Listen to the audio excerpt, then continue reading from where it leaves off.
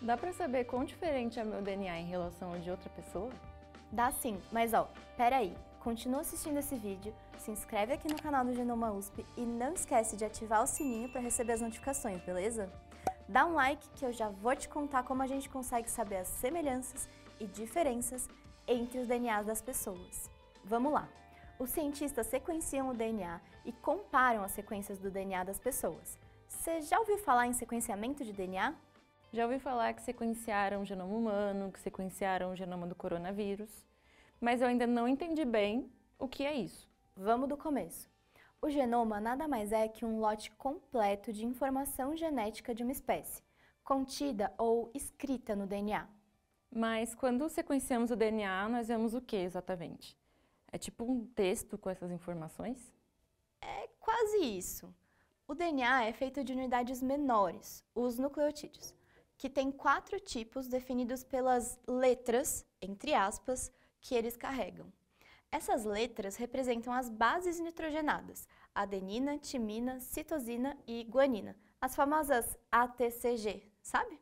Então, o que os cientistas tentam descobrir no laboratório é a sequência dessas letras? Exatamente. Mas como as informações sobre a gente estão escritas só com essas 4 letras? É que com elas temos muitas possibilidades.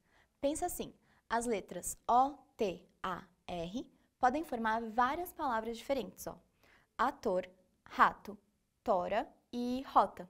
Da mesma forma, as bases nitrogenadas A, T, C e G, dispostas em uma ordem, numa sequência diferente, resultam nas diferentes informações sobre a nossa espécie. Além disso, cada sequência pode ser mais curta ou mais longa. E que tipo de informação os cientistas acharam? Calma, vale a pena eu te contar uma coisinha. Não foi exatamente simples a gente sequenciar o genoma humano com a tecnologia da época. Cientistas conceberam um projeto enorme no fim dos anos 90, o Projeto Genoma Humano, liderado pelo Instituto Nacional de Saúde, o NIH, dos Estados Unidos, com a colaboração de cientistas de muitos países. Esse trabalho foi concluído só em 2003, quando a sequência de nucleotídeos da espécie humana passou a ser conhecida. Um dos primeiros esclarecimentos foi sobre a estrutura ou a organização do genoma humano. Por exemplo, existem sequências longas repetidas em diferentes partes do DNA e trechos reguladores do seu próprio funcionamento em outras partes. Olha, parece um tanto decepcionante. Achei que o DNA tinha o segredo da vida. E foi mesmo meio frustrante quando o projeto Genoma Humano foi concluído. A princípio, a esperança era que quando a gente desvendasse a sequência do genoma humano, os segredos da vida e da nossa espécie também seriam revelados. Mas, na verdade, os pesquisadores ainda precisavam relacionar cada trecho do DNA à sua função, ou à função da molécula codificada por ele. Alguns desses trechos são os famosos genes. Desde então, conseguimos identificar a função de muitos desses trechos de DNA, mas ainda tem muito mais a ser esclarecido. Basicamente, a gente sabe que o DNA carrega informações sobre a produção de moléculas que executam funções no nosso corpo.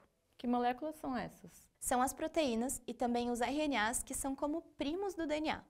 As proteínas, por exemplo, funcionam como enzimas, como sinalizadoras, como hormônios, como moléculas estruturais e outras coisas. E o DNA também tem informação sobre quando e quanto dessas moléculas devem ser feitas durante a vida, e também sobre o amadurecimento delas, ou seja, as transformações que sofrem depois de serem sintetizadas. No fim das contas, qual o tamanho do nosso genoma? O Projeto Genoma Humano identificou mais de 3 bilhões de nucleotídeos. Para você ter uma ideia, se a gente tivesse um livro de 750 mil páginas, com 4 mil letras A, T, C, G por página, a gente teria em cada célula nossa uma pilha de 50 metros de altura desses livros. É tipo um prédio de 16 andares. Eita, é muita coisa. Pois é. E para que esse trabalho se tornasse viável na época, cada grupo de pesquisadores sequenciou trechos específicos do nosso DNA. Em seguida, essas sequências foram alinhadas, ou seja, ordenadas. E para isso, foram necessários computadores de alta performance, porque o volume de informações era muito grande. Nossa, que processo trabalhoso. Olha, foi mesmo, e muito. Levou 13 anos e 3 bilhões de dólares. Mas hoje, esse processo é feito em poucas horas e com um custo de apenas 100 dólares. E mesmo assim, em 2022, a gente ainda não tinha sequenciado todo o nosso genoma. Ficou faltando 8%. Alguns trechos repetidos eram muito difíceis de serem alinhados e posicionados. E como conseguiram sequenciar tudo? Então, novas tecnologias foram sendo desenvolvidas para melhorar o desempenho dos sequenciamentos. Foram desenvolvidas técnicas de sequenciamento de longos trechos do DNA e novas ferramentas computacionais que ajudaram a completar a sequência do DNA em abril de 2022. Então agora já sabemos toda a sequência do genoma humano. No fim das contas, os DNAs das pessoas são muito diferentes? Quando a gente compara um irmão com o outro, ou então os pais com os filhos, a diferença é de mais ou menos 1,5 milhão de pares de nucleotídeos. Já entre pessoas de famílias diferentes, esse número chega a 3 milhões de pares de nucleotídeos. Pode até parecer muito, mas esse número corresponde a só 0,1% de todo o nosso DNA. Inclusive, ao determinar a ordem de nucleotídeos de um indivíduo e comparar com a de outros da mesma espécie, a gente verifica que algumas regiões acumulam mais diferenças que outras, ou seja, são mais diversificadas que outras. As sequências muito semelhantes, ou seja, conservadas em todos os indivíduos da mesma espécie, podem determinar características essenciais desses organismos. Pera, se essas sequências altamente conservadas estiverem alteradas em pessoas com alguma doença específica, é possível identificar a causa genética dessa doença? Nossa, ótima sacada!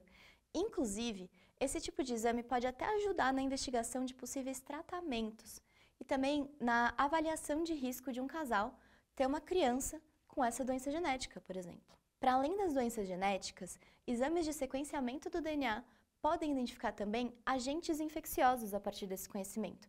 Eu lembro que você mencionou também o vírus da Covid-19 no começo da nossa conversa. Que interessante saber que a sequência do DNA possibilita um monte de coisas. Super! Hoje em dia tem até alguns tratamentos que corrigem o DNA de algumas células da pessoa para tratar algumas doenças genéticas ou até mesmo curá-las. Imagina se a gente ainda nem soubesse do que o DNA é feito. Vixe, estaríamos nos tempos das cavernas. Curti saber sobre o sequenciamento do DNA. Super obrigada! Já segui o canal do Genoma USP aqui no YouTube e ativei o sininho para receber as notificações. E eu acho que você que está aí assistindo deveria fazer o mesmo.